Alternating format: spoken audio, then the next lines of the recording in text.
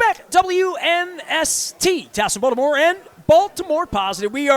This is a Baltimore Positive holiday week here. Happy Memorial Day weekend, everybody out there and beyond. It's all brought to you by the Maryland Lottery. We're letting ourselves play. We are at Nick's Grandstand Grill. We're in Timonium, looking at the track, looking at the ponies. I got Woodbine, Golden Gate, Belmont Park, Gulfstream Park, Churchill Downs, Hawthorne. Whoo, we're busy up in here. It's also brought to you by our friends at Goodwill.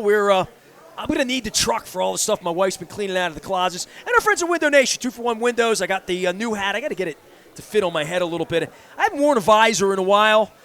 Chris Pike is here, and we're not even at the Super Bowl. How about that, dude? I don't know that I've ever sat next to you and done radio next to you. I don't think we have. At any other table that has not been sanctioned by Tom Brady and the National Football League. Exactly. I think you're correct on that. Well, I got my copies of Purple Rain 1 and 2 here. By the way, I found a whole bunch of Purple Rain 1s because this ESPN 30 for 30 was this week, right?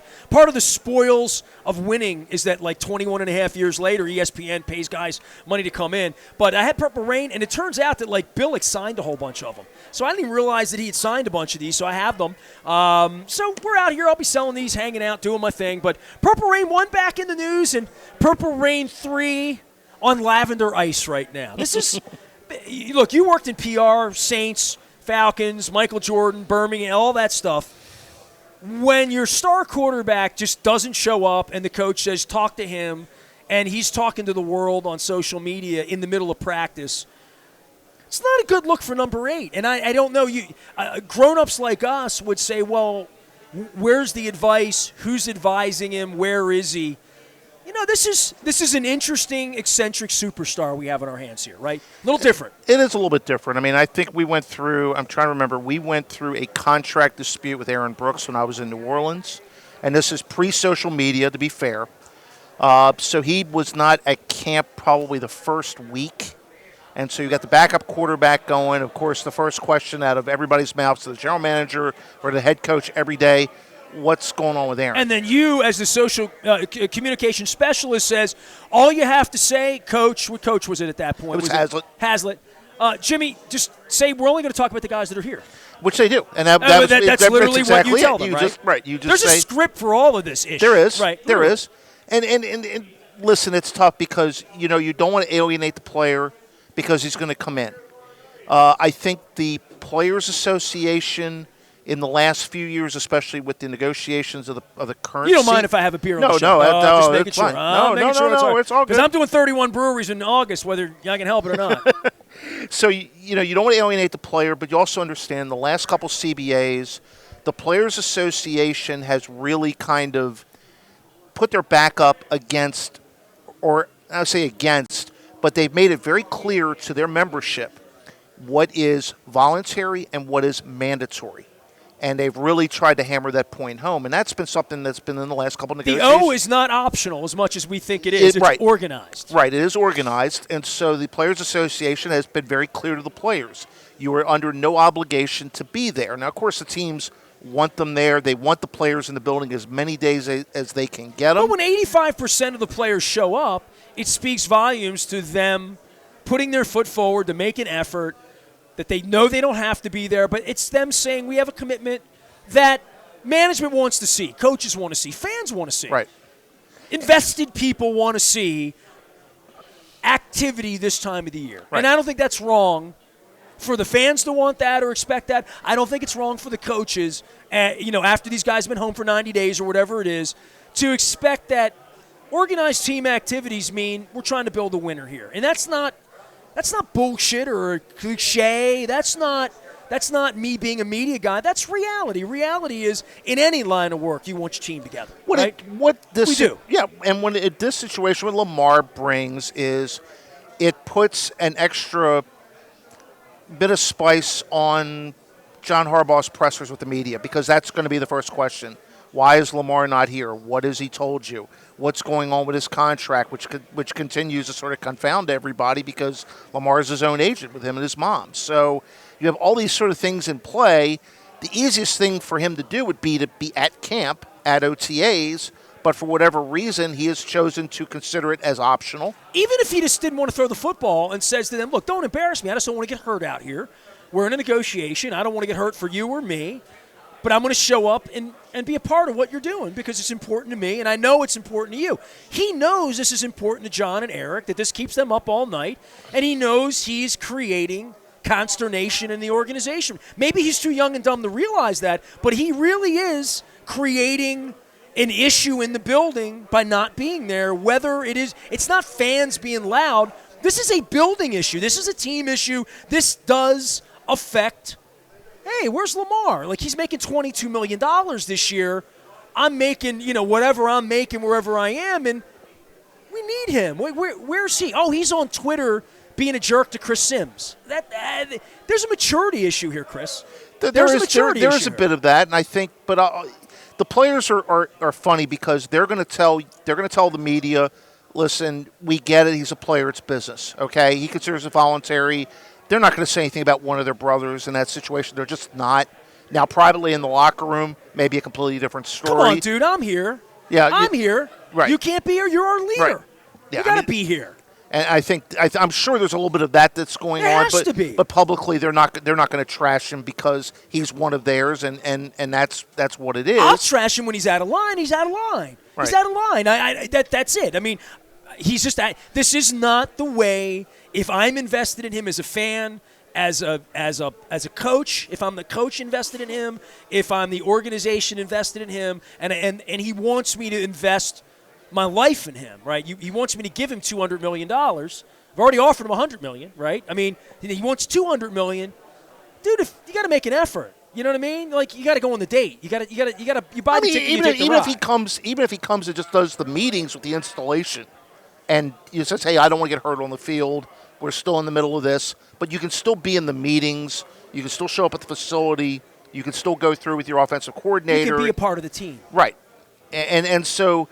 It's a fine line that everybody has to dance. Well, this is a protest week for him, right? I mean, and it's perceived as such. Right. And everybody that comes to his defense out on social media, leave your hands off his money. Dude, he's under contract. He's making $22 million. Nobody's trying to take Lamar's money away, but they're under no obligation to give Lamar $250 million right now to be their forever quarterback because the idiots in Cleveland did a bad deal with a bad guy. Like, they're not under an obligation to do that, and he's not under an obligation to be here this week, but it smells bad, and I'm in a seafood restaurant. This place smells great, by the way. Well, and also sometimes players will do that because they know that either the coach or general manager is on thin ice with ownership. Maybe it's a crucial year for them. That's not the case here. John's got his extension. DeCosta is going to be here for a while. There's no leverage that the player has that the coach is like, hey, I got to give in because I got to get this guy here because we got to win this year or I'm out the door.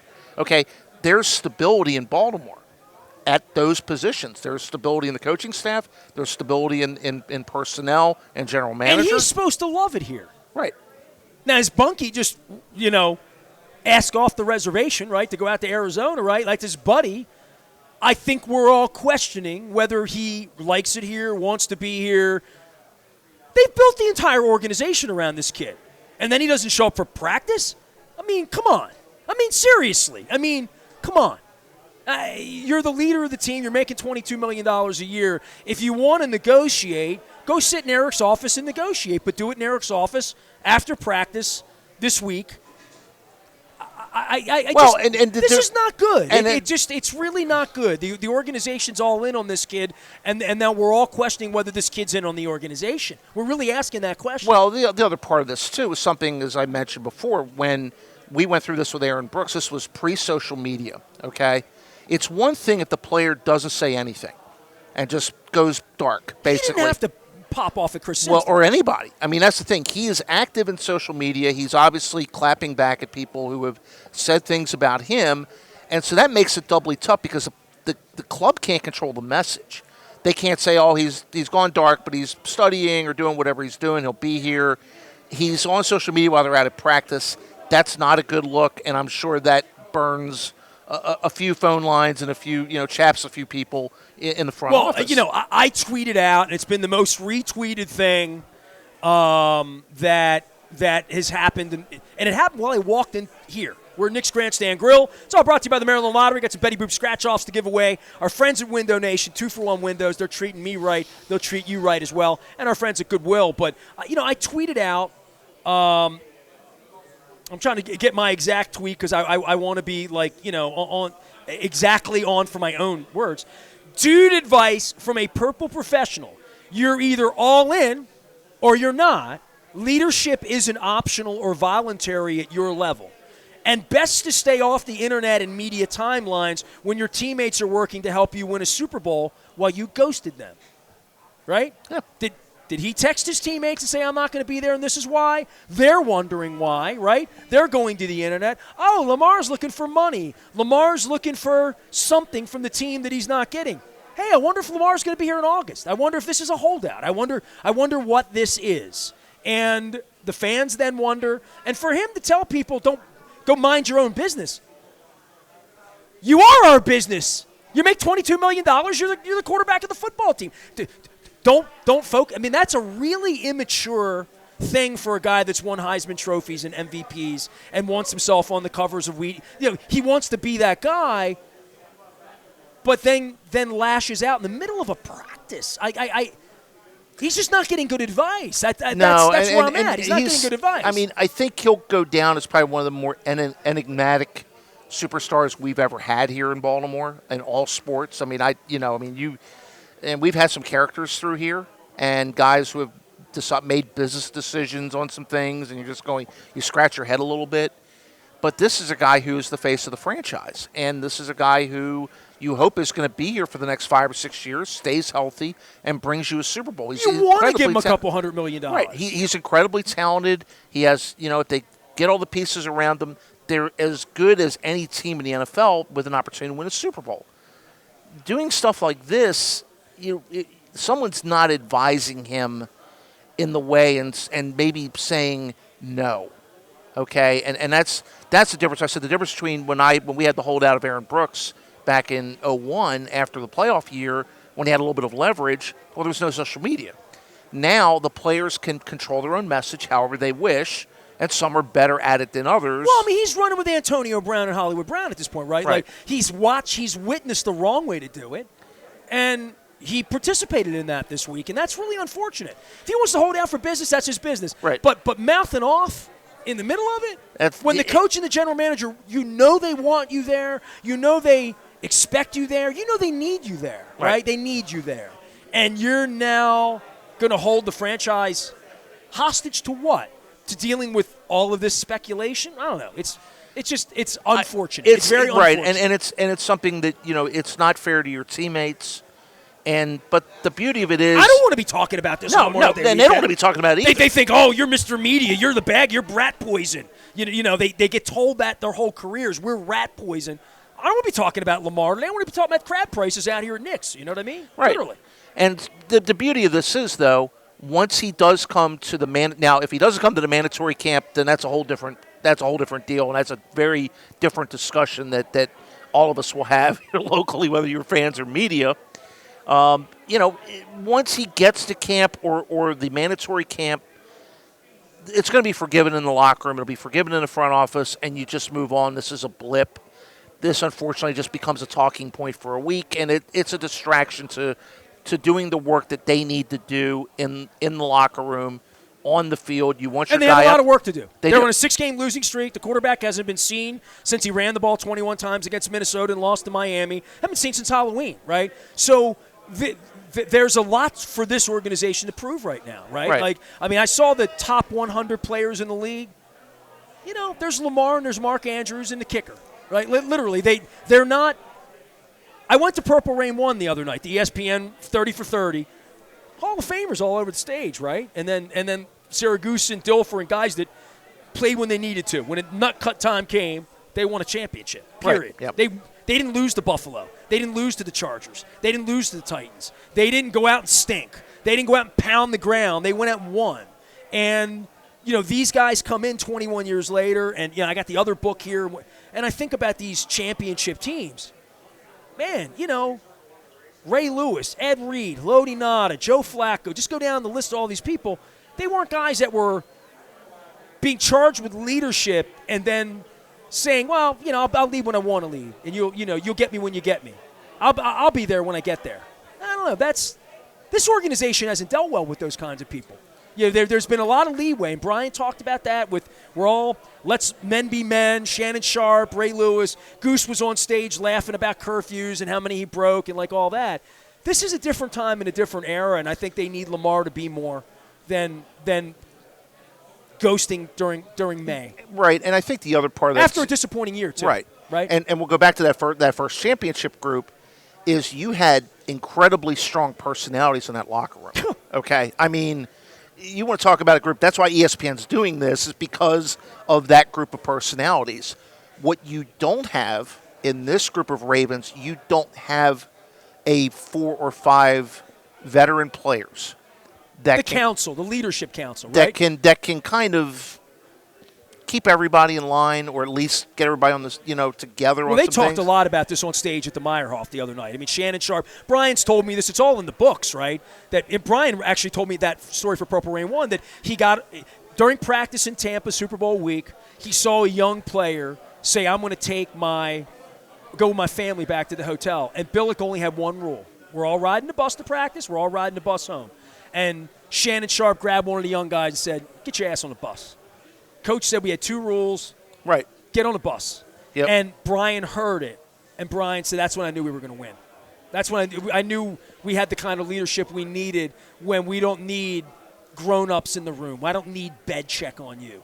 Bed check is you want to win as bad as I do. And this was a bad week for Lamar to say he wants to win as bad as anybody else when 85% of the team is out there. That's what I'm saying about that part of it, that little part of it, and it's not little. I don't think it's little in the clubhouse that he wasn't here the last 4 days. No, and that he wasn't on the field the last 8 weeks either. Right. So I guess the point being, from my standpoint, is you have someone who is perceived as the leader of the team now in that role of what that group is. Right. He's the leader, and players are looking up to him, and that's what they're getting from their leadership. This is much different than that group. And I don't think that's a good thing for the franchise, and I'm sure that's something that they worry about, that this is the guy that we're going to make the face of the franchise. We're going to pay him a lot of money. Is this something we're going to have to deal with every year? So I asked Leonard Raskin this, and I'll wrap this up. Chris Pike is here. We're at Nick's Grandstand Grill. We're doing the Maryland Crab Cake Tour. By the way, we will be at Luna Del C downtown next Wednesday. I'm really looking forward to that. I love Tony Asadi. We've done many things there on opening days and different events over the course of time. We're going to eat his crab cake. It's going to be delicious. You had the crab cake here. I've had the crab cake here. Delectable. Very nice. Delectable. I mean, come on. Buttery. Well, you've had his crab cake probably before because Nick's was at the foot of Cross Street in the market for generations. Yep. All of your life. Yes. You had sushi at Nick's, which is now the Atlas and is now the Chop Tank, the Watershed. Watershed, thank you. So what is now Watershed on the lower level was Nick's for ever and ever and ever and ever and ever. So you're getting a great crab cake here. I'm going to ask you this. I asked Leonard this, and this is going to be a little bit of my stock question, and I'm not being a jerk. I want an honest answer. Right. We're in a gambling establishment here. We're promoting the lottery. I know what you make. I know you're a poor guy. So if you put your whole life savings, $20, you had to wager it on Lamar Jackson winning a championship as a Raven or not. And that's a tough wager because it's a Super Bowl win, right? We don't all win Super Bowls around here, right? Only one team gets the confetti. Right. Well, you get it a couple times because they had it on stage the other night, Monday night. It was kind of nice. Yes, it was. It kind of made me a little clipped. So the real question is if you're going to give him $100 million, $200 million, $300 million, 5 years, 7, whatever it is, if you win a championship, it's a good deal. And I'd say that about Flacco getting all his money, even though it came on the back end. You win a championship, the rest of it probably doesn't matter, I don't think. If you get one championship out of Lamar, if I get the right Purple Rain 3 out of that, which I'm not doing, that would be good enough. So when DeCosta says, Lamar, here's $232 million guaranteed, that's $2 million more than those idiots in Cleveland gave Deshaun Watson. That was a larger contract by $150 million than anybody else had ever really gotten. The Mahomes thing's not a real contract. We know that. Guaranteed money I'm talking about. Right. Yep. That's all they care about. All Eric cares about is in Arizona next year, wherever the one is after that, wherever the rotation. One of these 3 or 4 times here in the next 4 or 5 years, we're going to win a Super Bowl and get to a Super Bowl and win a Super Bowl. And that's why I'm giving you this money. I believe in you. It doesn't have to happen this year. It's going to happen on our watch between now and 27. Do you believe that Lamar Jackson at 27, 28, 29, 30 is really going to win a championship? And are you ready to bet all in, all cash, $250 million for real guaranteed money? I'm not ready to say that because of the style of football he plays and the likelihood that I think he gets injured. And not the likelihood, but the knowledge that he's going to get slower. That I know that. I know the athletic part of this. I know that. I don't know, man. This is a hell of a question. And then what would the pivot look like if they dealt him for whatever they dealt? If there were a point where they do to him what Houston liquidate and just say, you're unsignable, kid. You're unsignable and you're not going to show up in May. And we're just going to go. We tried. Right. We're going to do something different. Before I would put that $20 bet down, okay, I would like to be able to go into a general manager's office, in Derek DeCosta's office, and every general manager has that board that they keep behind lock and key. And I want to open up that board, and I want to see who your top quarterbacks are in the 23 class and the 24 class. Okay, and what do they think of those guys? Because I promise you, if a good general manager is going to look at those boards and go, we think so-and-so is the top 23 quarterback, and we need to get in a position to get this guy because we might be better off. Okay? I say this, because I know him. This is what they're really having to do. Right. A good friend of mine I worked with the first year with the Saints, Omar Khan, just got the general manager's position in Pittsburgh. Great guy. Great guy. Andy Weidel is going to be his assistant GM. Great guy. Okay. I watched Kenny Pickett play in person. I saw Pitt Miami. It was one of the best college games of the year. I worked it up in Pittsburgh. I thought this kid was a Matthew Stafford type. I mean, made all the throws, short throws, long throws. He looks like a pro quarterback. I think he's going to be very good for them. I may be very wrong, but he reminded me a lot of Stafford in college. Okay. And they make that decision on Pickett that maybe a generational quarterback like Roethlisberger was for him. And so this group has got to make that same decision. They're going to look at that board and go, do we ride with him for one more year on the franchise tag, and we've got a guy in 23 that we're going to target at quarterback? Eric and John are intimately familiar with what a franchise quarterback does to the rest of your roster. Yes. So I'm not sure I would put the $20 down either way. I think there's too many variables, and you've had problems with the receivers. The defense is obviously, I think, going to be better. I think they've got some pieces in place on the offensive line to help Lamar. But, you got to help yourself, too. And I think that's the biggest thing is how much does Lamar want to help himself? If the answer is what we've seen here recently, I got to think that there's some interesting. Feels like he's smelling himself a little bit after a really bad year for the team and a bad year for him and a bad year for his health. This is not this isn't a good look. I think they'll give him the money. I think they like him. I think they like him less this week than they did last week. And I think saying I'm not coming to OTAs is not something they believed he would ever do when they drafted him. I think they saw him as a kid that loved football too much to want to let his teammates down this week a little bit, even if it's in the offseason, just to get this drama going. And then to add piss onto the vinegar on Friday that was the insane part. The fact that he skipped OTAs and he wants to negotiate, I have no problem with that. You're going to get mouthy on the internet on top of that in the middle of practice? No bueno. No bueno, bro. No bueno. I mean, I would as an adult, I can't. As a Lamar fan, I can't support that. As a fan of bourbon, I would love to be in that club room at the Castle, the one that Bisciotti has, in there with a bottle with DeCosta, Steve, and John, and having that listened to them have that discussion about where they are right now with him and what that looks like in a year or two and what they're willing to sort of deal with. Again, this may be water under the bridge by August. And everybody goes, hey, it's kumbaya, he's here, everything's good, it probably will be. Right, he's got $22 million. He likes to play football. Right. He's going to I have no doubt he's going to show up and play football. Right. I'm way past that. That's going to happen. The question is, what did this week represent? What's he trying to do? And I think part of the we got horse racing going on here. Yeah, oh my God, in the mud. In the mud. Part of that is the fact he doesn't have an agent who can sit him down and say, listen, you can't do it this way. This is how you handle it. He's doing everything himself. This is for a top level quarterback, a franchise level quarterback, to handle his business This the way is he's doing. as unorthodox as the Baltimore Orioles have been over 30 years. It's unorthodox. It is incredibly unorthodox, and I don't think you'd find another quarterback in any class last 5 years or the next 5 that would do it the exact same way. Who wouldn't want Lee Steinberg with him, or wouldn't want whoever? Whoever the top guy is, Joel Siegel, whoever that is, to be that guy in the room to say, listen, not only I'm going to negotiate on your behalf for the club, but I'm going to give you good advice about how to do this. This is the proper way to hold out on a voluntary thing. You're just going to go silent, not say anything, but you're not going to be there. They'll get the point, okay? And just handle the business the right way. And he's not getting that advice because he is his own advice. And he's listening to people who maybe don't have his best interest in mind. But you've got to be smarter than that. And I'm sure that's the type of discussions that they're having in the front office is, you know, what does this look like long term? We've had him for this long. What does this look like down the road once we've committed the money to him? Now what does this look like? And is practice optional next year? Yeah.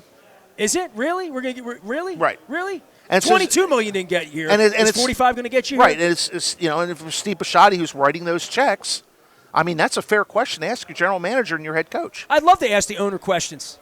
I am Nestor. He is Chris Pika. He is Blog and Tackle. Last thing for you, because I can't let you come out here with – because Moeller would get pissed at me because, you know, all this orange and he's wearing Orioles and you just avoided the whole Andy Rutschman thing. And you were Mr. Rutschman last week, you and your wife, Kate Rutschman over there. You all went – you got a little Oriole fever. I mean, you love the Orioles. You're back at home and you go to games. You love going out. Yeah. Got a 13-game plan, and I picked up a ticket. She wasn't able to go, but I went down on Saturday to see him play and wanted to see what all the hubbub was about.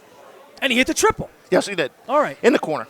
It was nice. I mean, that's fun from a standpoint, you love sports. Well, I do love sports, and what I've told her is, you know, I think I've even said this on social, is that from a fan standpoint, the wins and losses don't really matter. There are going to be nights where they're going to be out-hit or out-pitched. Fine.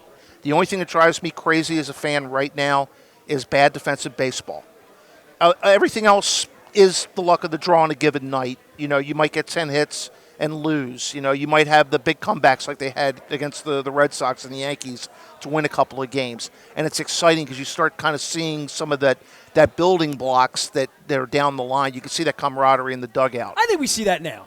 Look, I'm a cynic, and I see it. Right. And like I said, I know what it looks like. I've been doing this a long time. So as long as they're not throwing the ball around the infield or they're getting completely outclassed, which is the one thing we saw the previous two seasons. This is where Brandon Hyde makes his money, right? Yes. Because he had garbage in, garbage out for a long time. Now he's getting better players, and on some nights when they can hustle out a win, which they did against the Yankees, like they've had a couple of wins in the last couple of weeks that make me think that maybe he's the leader. You know what I mean? Maybe he's going to survive this somehow like Barry Trotz did, or like a very, very few people have survived 5 years of bad and been on the other side of what Buck would call a pile driver.